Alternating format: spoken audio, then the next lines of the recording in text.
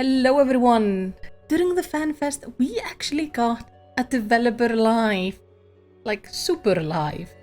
Like, they actually had people in the room with them. That was super cool to watch. And this one is talking about what's coming in patch 6.5 to 6.55. So I'm gonna quickly cover what they talked about in that live letter, because the live letters are quite long, and I'm gonna make this video quite short. If you like Final Fantasy news, Final Fantasy lore, or just general silliness, make sure to subscribe. I'm trying to get to 2,000 subscribers, and that would really help me out. Now, the first thing first, the free trial is being expanded in 6.5. It is now gonna cover the Stormblood expansion pack, meaning we're all gonna have to update our saying. We can no longer talk about Heavensward, we have to start talking about Stormblood. Now, talking a bit about the story, patch 6.5 is called Growing Light, and in the Japanese name there is actually a hidden zero in there, as this is a very zero-focused patch. Now, the main story of this patch is actually going to come out in two parts. So, part 1 of the MSQ is coming out in early October, with the release of patch 6.5, and part 2 of the MSQ is coming out in mid-January, with patch 6.55. Apparently, patch 6.51 will be coming out in late October, at least if things go to plan. And with these parts of the story, it's gonna start giving us hints about where we're going in the next expansion. One thing we know for sure, based on the screenshots, we are going to the first again, with Zero this time. Now, in 6.55, we're getting the Tribal Alliance finishing quest, so if you maxed out your reputation with all of the Endwalker tribe, you will get a brand new quest line. So hop to it. If you start now, you're gonna be well done with all of the reputations before the patch comes out. In 6.55, Tataru's Grand Endeavor is also gonna continue. Though the developer did not want to spoil anything though, so they showed us the most boring screenshots ever of just two people talking. I am sure there's something hidden in there, or maybe not, I don't know. Tell me if you notice something interesting in the comments. The final part of Hildebrand is coming in 6.55, along with the final upgrade to our Mandual weapons. But we can start working on the final version of our Splendorous tools in patch 6.51. Now in 6.5 we're getting a new dungeon known as the Lunar Subterranean. But based on the screenshot, I believe this is actually from the 13th noon, not our own. We will also be getting a new trial, known as the Abyssal Fracture, where we will be fighting Styromos. That is the entity we saw at the very end of patch 6.4. And like always, we're getting a new Unreal trial. As we're done with the Warring Triads, it's time for us to move on, and we are going to deal with the Pope in the Singularity Reactor. Now, I know many of you who actually played Heavensward and dealt with this when this was the current extreme are all shuddering in horror, but I'm gonna scare you even more because they have updated the fight to match our current skill level. We're all gonna suffer, and it's gonna be amazing.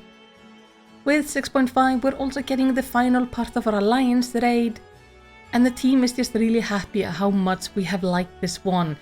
Apparently, many of the younger members of the team have been working on this particular raid, and I have to say they have done such a great job. Now, this time we're going to be going into an area known as Thalea, and I'm very excited to see what's going to happen. Now they're adding the final 3 dungeons to the duty support, so we can now play the Drowned City of Scala, the Burn, and the Gimlet Dark with our NPC friends. You can now play every dungeon till the end of Endwalker in duty support. And I am told apparently the Aranward and Alphino friendship in one of these dungeons is really fun, so yoshi-p definitely recommends going in there just to see how all the NPCs are interacting. We will be getting a 3rd variant Criterion dungeon in 6.51.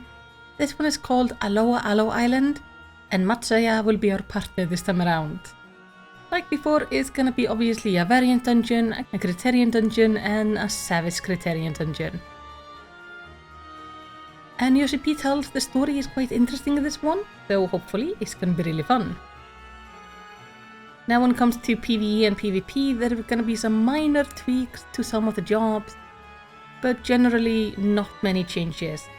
But in PvP, there are some big things to take notice of.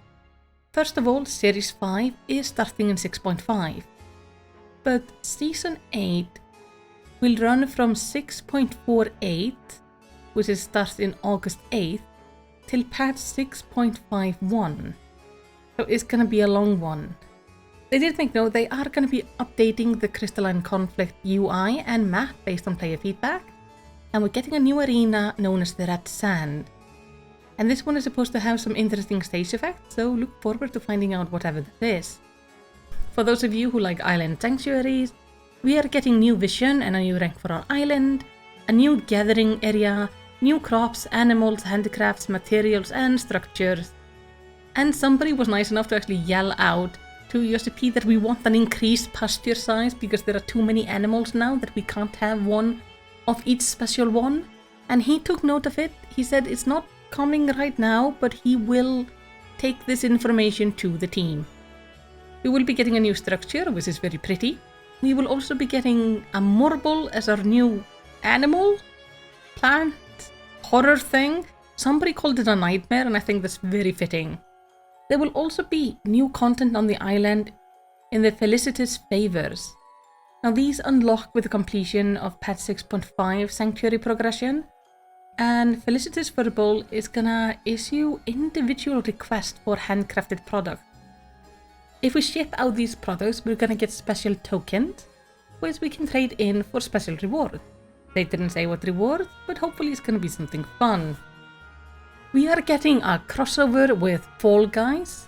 I'm not kidding, we are actually getting a crossover with Fall Guys, so if you go play Fall Guys, there will be apparently something you can buy or something, so you can get, so you can dress up as Alisaie or Alphino and stuff like that.